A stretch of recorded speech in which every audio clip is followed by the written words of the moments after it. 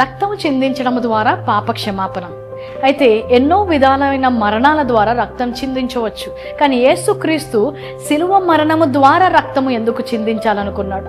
శిలువ మరణము ఆయన రక్తము చిందించి పాపము క్షమించడం మాత్రమే కాదు, కానీ పాపము ద్వారా వచ్చిన శాపము నుంచి కూడా విడుదల ఇవ్వడానికి ఆయన శిలువ మీద మరణించాడు. ఆదాము అవ్వల ద్వారా వచ్చిన పాపము ద్వారా శాపము కూడా వచ్చినట్టు మనం వాక్యంలో చూస్తాం. ఈ నేల శపించబడింది. వారి యొక్క శరీరంలోకి శాపము రావడం ద్వారా అనారోగ్యము, మరణము వచ్చినట్టు మనం చూస్తాం. ఆ శపించబడినందుకు ప్రయాసము అనే ఒక శాపము ఆదాము జీవితంలో వచ్చింది.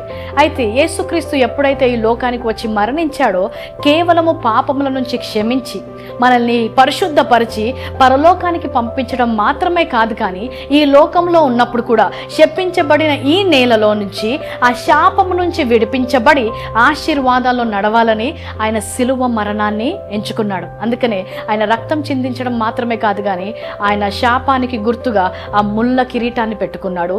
తన శరీరములో కొరడా దెబ్బలు తీసుకున్నాడు.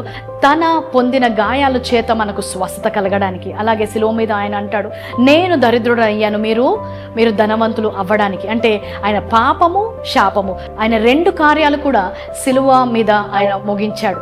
పాపము నుంచి క్షమాపణ, పరలోకానికి మీకు ద్వారాన్ని తెరిస్తే, శాపము నుంచి విడుదల ద్వారా ఈ లోకములో ఆశీర్వాదానికి ద్వారాలు తెరిచాయి. యేసు నామములో యేసు ఆశీర్వదించింది ఎవరు శపించదు అని చెప్పిన ప్రకారం ప్రతి శాపము మీ నుంచి కొట్టివేయబడి మీరు ఆశీర్వాదములో నడుచుదురుగాక.